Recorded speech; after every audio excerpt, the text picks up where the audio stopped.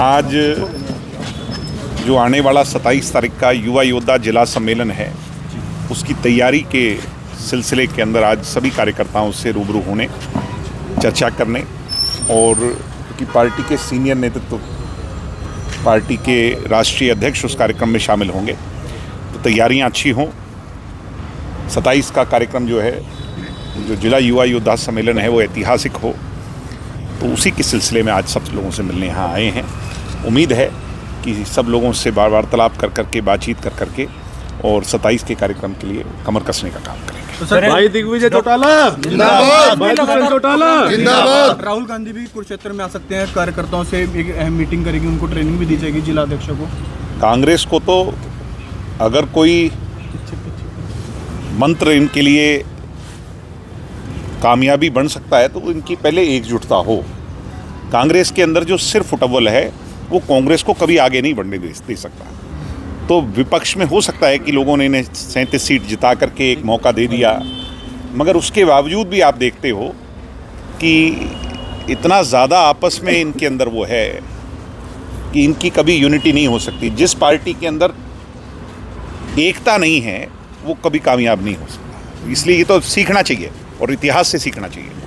विगत दिनों डॉक्टर अजय चौटाला ने जैन जी को लेकर जो बयान दिया था, किसको लेके, जो नई जनरेशन को लेकर कि जैसे बांग्लादेश में हुआ, तो आप कितना इत्तेफाक रखते हैं इस बात से कि लोकतांत्रिक मूल्यों में ये बात सरोकार रखती है? हाँ, तो लोकतांत्रिक तरीके से अगर सड़कों पर आकर विरोध करना पड़े, संघर्ष करना पड़े, लड़ाई लड़नी पड़े, तो ये तो हमारे देश का इतिहास है और हमारा कानून जो है, जो संविधान है, वो इसकी इजाज़त देता है। बाबा साहब अम्बेडकर का संविधान इस बात की इजाज़त देता है कि सड़कों पर आकर जनमानस की लड़ाई जो है, और कौन करेगा, पॉलिटिकल लीडरशिप को तो आगे कहना पड़ेगा ही। मनरेगा का नाम बदल दिया गया, जी राम जी कर दिया गया, जगह जगह विरोध भी हो रहा है। ऐसा है कि एक तरफ तो हम बात करते हैं कि हम धर्म संप्रदाय से ऊपर उठ करके, इस देश का कॉन्स्टिट्यूशन भी ये कहता है कि इसमें इन चीज़ों की कोई जगह नहीं, और दूसरी तरफ आप इनको धार्मिक एंगल देना चाहते हैं, तो बीजेपी की जो सोच है वो यहाँ पे स्पष्ट हो जाती है कि किस प्रकार जो है लोगों को गुमराह करते रहो,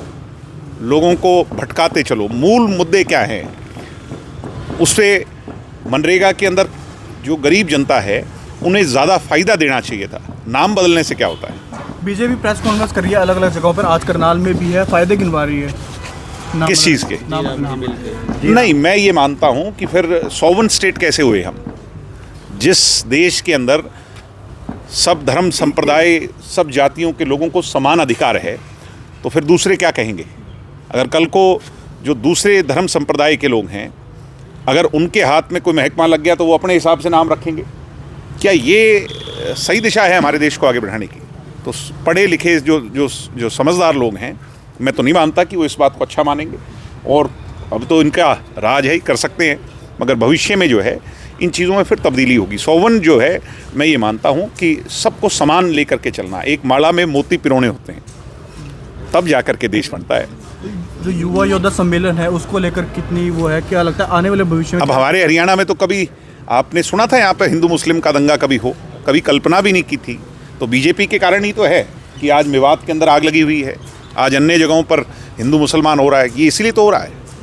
अगर हम सब लोगों को जोड़ करके रखें, चौधरी देवीलाल जी की सोच थी जोड़ने की, बीजेपी की सोच है तोड़ने की। नई जिलाध्यक्षों की सूची जारी कर रहे हैं सर, संगठन को मजबूती। संगठन हमारा तकरीबन कंप्लीट हो गया। युवा इकाई के अंदर हमने 450 से ज़्यादा पद दिए हैं, और आने वाली 31 तारीख को कुरुक्षेत्र के अंदर हमारी पूरी कार्यकारिणी की पहली मीटिंग होगी, जिसमें दुष्यंत सिंह चौटाला जी मूल मंत्र देंगे। और 13 मार्च जो डॉक्टर अजय सिंह चौटाला जी का जन्मदिन है, उस दिन हम प्रदेश के किसी कोने में बहुत बड़ी युवाओं की एक रैली करेंगे, और प्रदेश की जो सरकार है, जन विरोधी जो सरकार है नायब सिंह सैनी की, युवा विरोधी जो सरकार है, मैं इसलिए कह रहा हूँ क्योंकि आज देखो बेरोजगारी कितनी है, आज गुंडागर्दी कितनी है, आज घोटाले कितने हैं, आज जो इनके बोर्ड्स हैं, जो परीक्षाएं होती हैं, वो सारी की सारी अदालतों में अटकी हुई हैं। तो इसलिए युवा पीढ़ी को संगठित करना बहुत आवश्यक है, और उसी के लिए आज हम करनाल में आए हैं। और उम्मीद है कि 27 को जो होने वाला कार्यक्रम है करनाल के अंदर, जहाँ से वो एमएलए भी रहे हैं मुख्यमंत्री जी, वहाँ पर इतनी भीड़ होगी कि मुख्यमंत्री जी को बेचैनी होगी और जो अनियमितताएं हैं सरकार की वो हम उजागर करें। हैशटैग के विषय में भी आपने लोगों ने मैं तो डे 1 से कह रहा हूँ, और उसके बाद भी ऐसे लोगों को फिर अवसर दे दिया जाता है।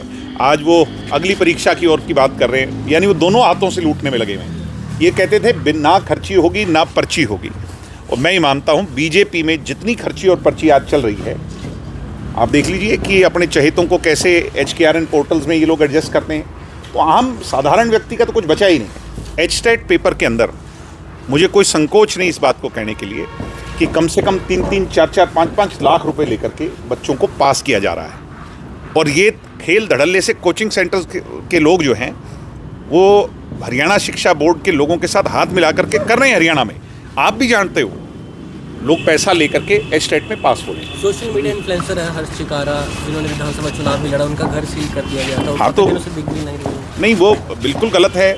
मैंने क्या कहा कि किसी पर ये गुंडागर्दी नहीं तो और क्या है। ये बीजेपी के खिलाफ आप बोलोगे, बीजेपी के खिलाफ आप लड़ाई लड़ोगे तो आपका घर सील कर दिया जाएगा। यानी ये तो उस रास्ते पे चल पड़े वो जो जिसको जंगल राज असली मायने में कहा जाए, यानी इनके खिलाफ कोई ना बोले। तो ये एनार्किज्म नहीं है तो क्या है? मैं तो इसको एनार्किस्ट स्टेट मानता हूँ। इसलिए मैं बार बार कहता हूँ युवा पीढ़ी के मेरे साथियों से कि अभी हमें लड़ने की ज़रूरत है, अभी हमें संगठित होने की ज़रूरत है। जो इनसे अब लड़ जाएगा वो लंबी लड़ाई ये मान करके चलो कि जैसे इंदिरा गांधी से लड़ करके असली मायने में डेमोक्रेसी बचाई थी हमारे लोगों ने, अब इस सरकार, इस शासन से लड़ करके हमें डेमोक्रेसी को फिर बचाना है।